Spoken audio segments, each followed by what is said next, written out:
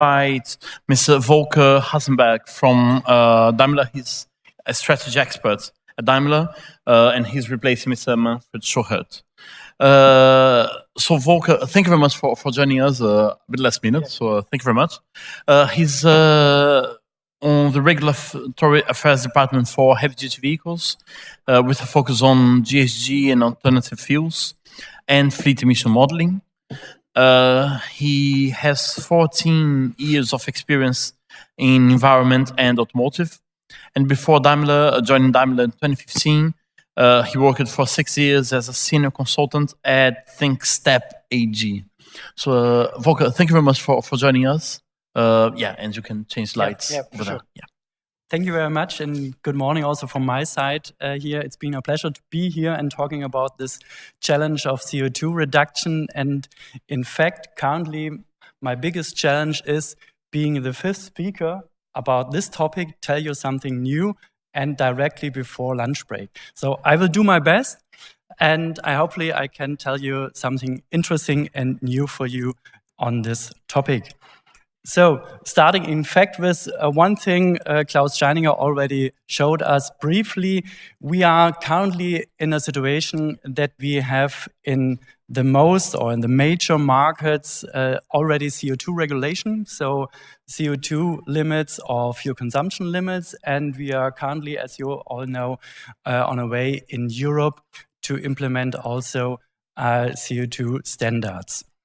When we look in more detail about these regulations, then in fact we end up to the situation that we can't compare these regulations and we can't compare the ambition level because of the thing that all these regulations have different approaches, starting from different baselines and using different methods to calculate fuel consumption or CO2. This gives you just an overview of the four main regulations and the major issues where the difference are. Just to give you an example, the testing, whether the powertrain, the engine, or only components is tested is different in these markets. Also the use of cycles and which cycle were used and the number of cycles are different. And also the fact whether the slope of the route is considered or not. Also this is different in all these markets. And we can say what is really unique regarding the EU approach with VECTO, that we have an approach which reflects most, comparing to the other regulation, that reflects most the real world consumption of a truck. For sure, it's simulated, but simulated on very realistic conditions.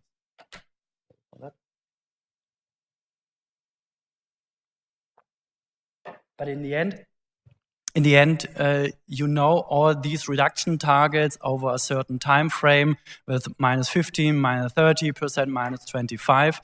In the end, you can't compare this. For example, taking the US approach, which is something like a benchmark for the EU approach, we're starting at a really higher baseline. So for sure, it's easier to come down by -25% in 10 years than in the EU when you're starting at a lower level. And then we have another challenge, not only the CO2 and fuel consumption standards, but also we see in all markets, and in all markets, again, differently, standards regarding NOx, regarding PM, so criteria pollutant emission. And probably as far as you know, we have the situation, you have a sort of trade-off between reducing fuel consumption, so meaning CO2 emission, and also reducing emissions regarding NOx and PM, meaning when you optimize your engine, reducing NOx, then you're probably running your engine not in a best point regarding fuel consumption. So meaning when we have tighter CO2 reduction targets, and then we have also tighter limits on emission standards, this means in fact we will tighten up the CO2 targets again. So where we are now. So Klaus Steininger showed already where we are and what is the forecast about the reduction. In fact, in the EU, when we take the entire CO2 or GHG, so greenhouse gas emission, into account starting from 1990 up to today, here shown 2015, official data from the UN, then we have over all sectors a reduction of approximately 20 up to 25% in these 25 last years. Meaning the 2020 target the EU already set in the past is fulfilled in 2014. So I can again say we are on a good track. And when we show what is the part of the transport sector, so the entire transport sector, not only the road transport, then this is the part of approximately a fifth. And when we then come down to the part of the heavy-duty vehicles, it's about 5% of the overall reduction of the overall CO2 emissions in the EU. So when we're talking about CO2 regulation and what we see, the major segments of the heavy-duty trucks, this means it's a part of these 5%. For sure, it's also needed that also the heavy-duty sector will participate and will take a reduction share to fulfill the reduction target, the next reduction targets, meaning 2030. But just to give you a view on it, which is the share of the heavy-duty emissions. And when we see, yes, the emission continuously decreased over the entire EU, so over all sectors. This was not the case regarding the transport sector and regarding the heavy-duty sector, but in the last approximately 10 years, so starting in 2007, the CO2 reduction, the CO2 emissions also reduced in the heavy-duty sector for the last 10 years and end up approximately at minus 10% in this time frame. Meaning there is a trend reducing CO2 emission, and Jan already said that for the customers, they have to earn money with their trucks, and fuel consumption is a big share of cost, approximately rule of thumb 1/3. So meaning bringing more efficient trucks on the market will be a clear benefit for the customer.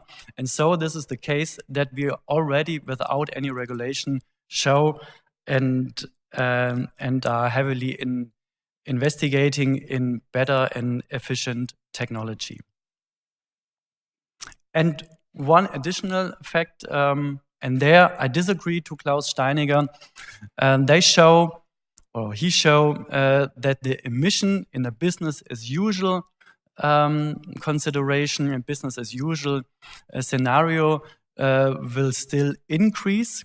From our perspective and our scenario analysis, this will be not the case because of the fact when we show and when we take the latest forecast regarding the transport performance, here shown the driven vehicle mileage of the entire fleet in the EU. We see that from year to year the forecast going down. Still, there is a growth in vehicle mileage, and there's a growth in transport performance, meaning transported goods in ton kilometer. But the growth is not as high as we seen 10 or 15 years before. And this is an example of the consultant firm Prognos in Germany. They make yearly, no, not yearly, but in an interval of a few years, forecasts about the transport performance and the forecast of vehicle mileage. And we see that regarding to Prognos, that the driven mileage in 27 will be reached again far beyond 2025 in the EU. So meaning we have an increase, yes, and therefore if we do nothing, there would be an increase of emissions. But due to the fact that we already invest in efficiency technology, we do not see an increase of emissions of CO2 emissions without any regulation. So, what have we done in the past and what was our achievements? I will show you a few examples about the CO2 reduction in the last years. Here we have a road test, a real-world field test with 3 vehicles from us, from Daimler, comparing a typical long-haul truck 20 years old, so from 1996, with a truck also typical configuration for long-haul of 23. And then a current truck, in this case, this test was done in 2016 with the latest truck with the fuel efficiency packages we offer the customers. And when we compare these trucks, and for sure it is a single comparison of trucks, it's not the fleet. And for sure we have also in our new vehicles not every vehicle with that fuel efficiency package, because as Jan already said, we have different missions to fulfill. We have trucks in the regional delivery, therefore aerodynamic plays a minor role. Or for example, you have a tank truck, there a roof spoiler doesn't make any sense. So you can't compare these numbers for the entire fleet, but it gives you a good indication, and we choose here a typical long-haul truck, not only a single best performer. So, and when you compare these numbers, you end up roughly at an efficiency rate yearly by 1% over the last 20 years. And if we would compare a truck with the tires for 20 years, the fact is we don't have any tires from that time. They are all rubbish now. Then it would be probably higher. So and when we look the last steps we had at Daimler, for sure, not every year we achieve this efficiency rate continuously, but in steps of 2 or 3 years. Then we have 3 major steps in the last 5 or 10 years with roughly 5% reduction of CO2 and fuel consumption emission, introducing our new Actros. So this is the long-haul tractor of our company in 2011 with a reduction of 5% fuel consumption compared to the predecessor. And again, introducing PPC stands for Predictive Powertrain Control, meaning a system with predict the route regarding the map that can steer in an optimized way the powertrain, leading to a reduction of, depending on the route, 2, 3, or up to 5%. And then our newest package end of 2016 and delivered in 2017 with again 5 or up to 6%. When we look at the entire truck, so not only considering the tractor, but also the semi-trailer, then you have again the 5% of the PPC, of the predictive cruise control here shown for the tractor, and reduction measures for the latest tractor model as well, here shown with the 6%. But also when we took aerodynamic and optimized trailer with A-label tires into account, then you have also a potential between roughly 6 and up to 10%. But this potential is not considered in the current regulation. So it's not considered when it comes to the limits, -15, -30%. And somehow there's some mixing up. So we all know these studies, what is achievable with conventional technologies, and all these studies which ends up with higher numbers also considers measures regarding the trailer, so roughly 10%. But this is not this is possible, and this is a huge level, but this is not considered in the regulation. And another example where we have a potential is quite often and normal use in the Nordic countries, and somehow currently being introduced in Germany, just driving with longer vehicles. So this is a discussion where some people do not really agree on this, that this is a good option, but at least when we stick to the overall weight, about 40 ton, then we have a clear option to reduce CO2 savings for at least volumetric goods. So having more space to transport lighter goods, and therefore, so we can save one truck, so driving with 2 longer trucks instead of 3 normal trucks, and this sum up with roughly, so just again a rule of thumb, with 15% savings here. This test field we've done in 2015, we achieved -70% with an optimized truck. So what are the potential in the future, in the near future? Georgios showed there is still a potential regarding the efficiency of the engine. This is true. We are currently with our best engine as a main or average efficiency by 44, 45, and there's still space or still potential to improve, but it comes to an end, and it comes to a physical maximum, and for sure every next step we now improve our engine will be more costly than the step before.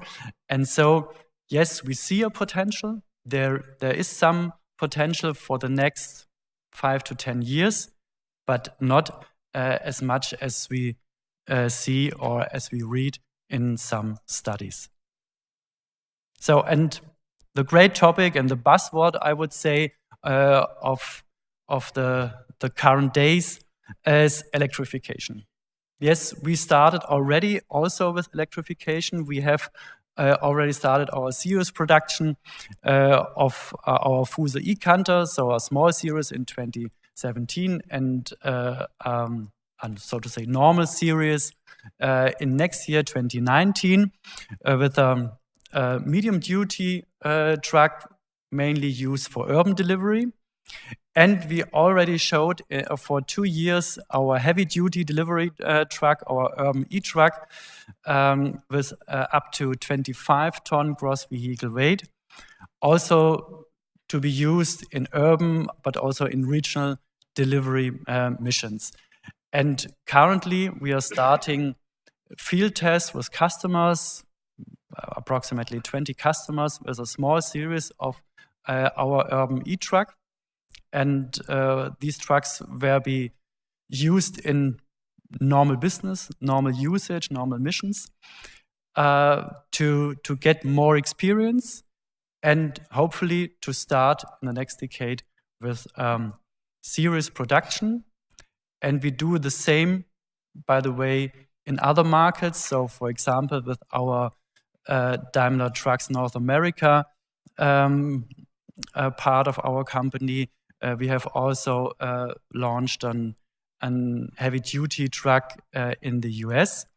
And for sure, we have also an electric bus. The series production will start already this year. Then all my speakers before said, yes, electrification is one way and certainly will be the way to fulfill the regulation. The question is, whether we can use a fully electrified vehicle, a battery electric vehicle for long-haul missions. And there also we see some restrictions because of the weight, because of the driven mileage per day. So the question for us, for our company, is what are the options for long-haul trucks, for low and zero emission trucks in the long-haul mission. And therefore, a technology which is highly pushed by a German company, by Siemens, so this is a huge topic in Germany, is driving a truck fully electrified and taking the energy from the grid by a catenary. This could be an option, and this is very efficient for sure. From our side, we don't see there is a possibility or this is the best way to go forward. Technically, no problem. Technically, it can be handled. This works. Siemens already has shown this. But I think the limitations are in setting up these huge infrastructure, meaning you have to electrify at least all main motorways in Europe. And this will be a very huge infrastructure project. And at least we Germans know how huge infrastructure projects end up regarding an airport or a train station in Stuttgart. What is the next option? Next option, the famous fuel cell. The fuel cell has the clear advantage that you have a higher energy density comparing to battery electric vehicle. So you can storage more energy on board in the truck. So this could be a really clever option, especially for long-haul trucks. And this is an option we are investigating in it and considering this. We also heard today about changing the fuels. So using synthetic fuels, using e-fuels, so fuels meaning based on renewable energy. Then, for sure, battery electric vehicle. And as you also already saw today, natural gas vehicle. Gas vehicle could be a sort of a bridging technology because this technology is already there. It's more or less cost competitive. And you have at least using fossil natural gas an advantage regarding CO2 emission. And when you compare it with bio or renewable methane, then you can increase the reduction of CO2 as well. So the question in the end is, when we look at all these options, more or less all these options based on electric power, and this means we need renewable power that regarding CO2 reduction, this will fly. And so a crucial point is how the grid mix, how the share of renewable energy will raise in the upcoming years in the EU. When we took all these together, then from our perspective as a strategy to fulfill the Paris Agreement targets and to fulfill also the reduction targets in the EU, we have several measures that belongs to vehicle, to new vehicle. This is improving powertrain, improving aerodynamics, using low rolling resistant tires, and for sure alternative powertrains introducing in the market. But we also have measures which belongs to the entire fleet, and therefore this lever is much bigger because you are not focusing only on the new vehicle but also on the existing fleet. And due to the fact that the fleet renewable is very slowly, and when you're also only focusing on the new vehicles to fulfill your entire CO2 reduction target, then it will be very, very critical and very challenging to fulfill these targets only by improving new vehicles. And when we then focus on the regulation, the CO2 limits, then it ends up to these mainly measures considering only new vehicle, not considering the trailer, and at least even not considering, as already mentioned, some technologies like eco-roll, eco-sail, PPC as shown above, the predictive powertrain control is currently not included in Vector. So the major issue must be that all technologies we have that can improve the fuel efficiency and lead to lower fuel consumption for the customer and then lower CO2 emission have to be reflected in Vector.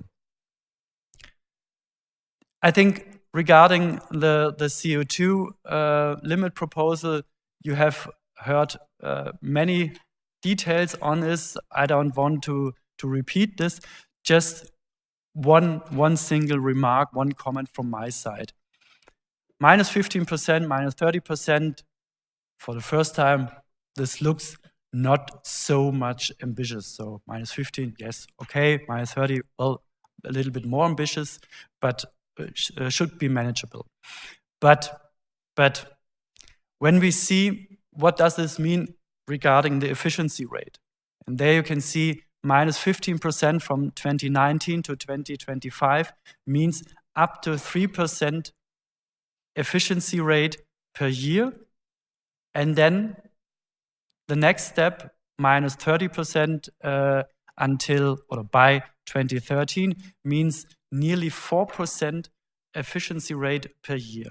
And currently, we are roughly at 1%. So this means not doubling, this means tripling and even 4 times higher efficiency rate. And so, for us, it is clear we will do not fulfill the target only with conventional technology. So only improving the diesel powertrain and having better tires and better aerodynamics will do not fulfill or will do not bring us so far that we can fulfill the limit, meaning we have to include or we have to bring zero emission vehicle on the market. And this is the big challenge really because of the fact that these technology currently are very costly, not competitive. And so that was your question to Jan. No, your question, what is the share of zero emission vehicle? So it depends on the customer, whether they will buy this. And currently, we can just get a bet on the costs that they go down as promised or forecast in several studies, that these technologies become or gets in a range where it's exactly more cost competitive. Now I'm just running out of time, but this is my last slide. Just to give you an indication, this is a study done by the German Umweltbundesamt, so meaning the environmental authority of the environmental ministry, for a long-haul truck based on vector calculation and showing which technologies are cost-effective for the customer and which are not. And there, just to give you an indication, and this is pretty much in line with our internal calculations, we have an effect here. The first major effect is reducing the speed from up to 88 kilometer per hour, what is possible, to 80 kilometer per hour. But this is not a measure regarding the truck.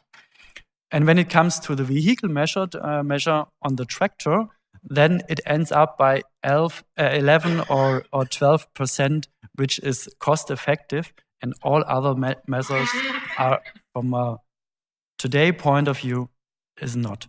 So, and then I have 1 minute left, and I think I skipped the summary.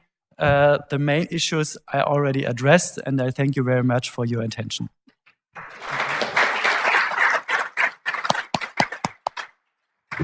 Right, we do have time for a couple of questions. Are there any questions? There's one here, Spinner. Just bring the microphone. Good morning. Joros Fontaras from the JRC.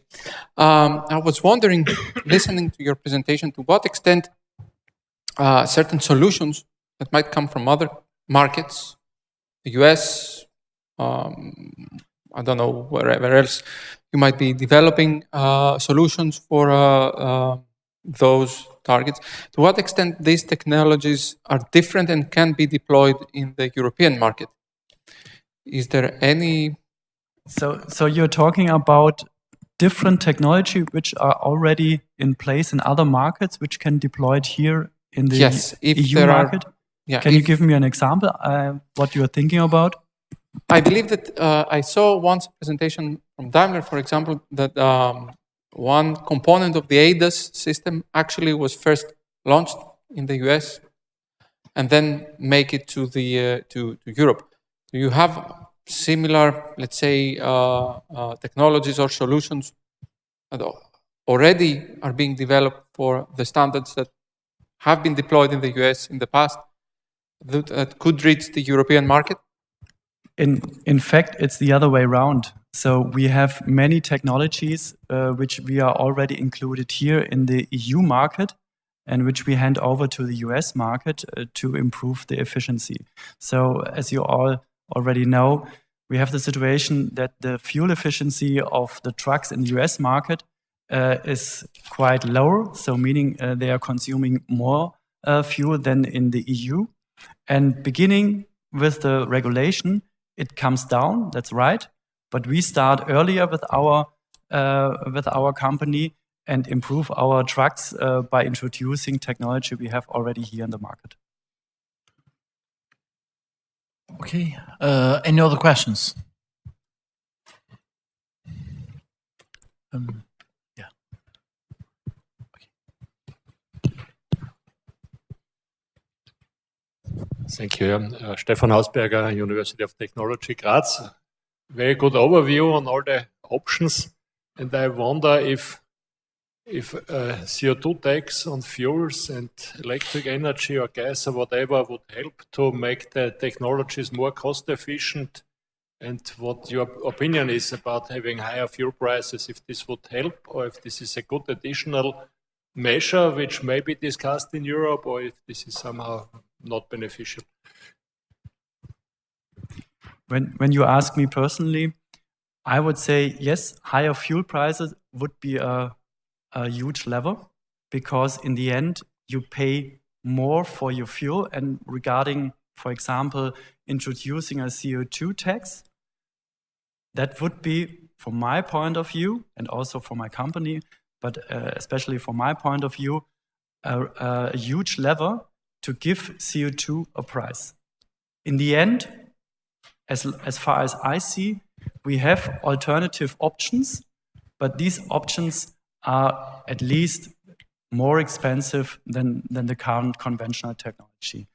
And probably it will last being more expensive, at least in the next decade, perhaps in the next decades.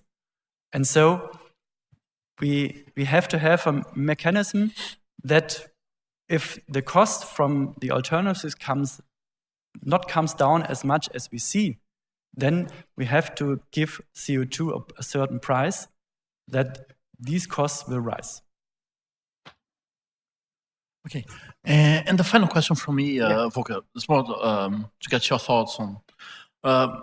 There's some convergency when you see the three presentations we had, that it's it's mainly going to be hybrids, electrics, or alternatives for medium duty, short delivery. Yep. And then even if there are initiatives on the long haul delivery, diesel would still be the main source. Yep. Yep. When you look at current sales in Europe, it's 80% heavy duty and 20% medium duty. So if this split continues, you're still not quite there to meet the weighted average in terms of targets. Do you think that there would be a shift towards smaller trucks, medium duty trucks, in order to achieve that? No, I don't see this shift. So you're totally right. We have a smaller part of vehicle sales in the medium-duty sector. And for sure, when we're talking about electrification, then we are looking on the urban and regional delivery. And therefore, the impact of CO2 reduction, yes, there is a huge impact, but overall, you would have a higher impact when you have zero-emission vehicles in the long-haul sector. That's for sure. And this is the reason why this is a huge challenge also regarding to the CO2 regulation.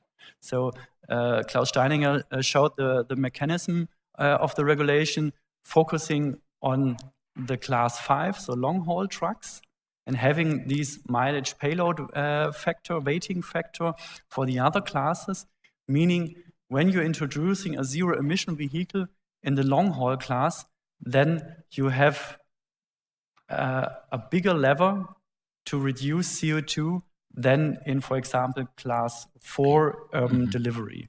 And in the end, this direction is totally correct. So the portion of CO2 emission, the biggest one is in this class of long-haul trucks.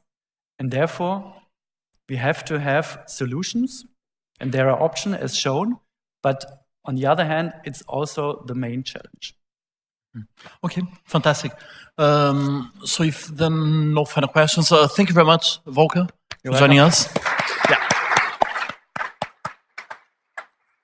Yeah, and with this, we close our morning session. We have lunch outside, so enjoy your lunch networking break. And we should be there at back at 2:15. So yeah, we'll see you all in the afternoon. Thank you.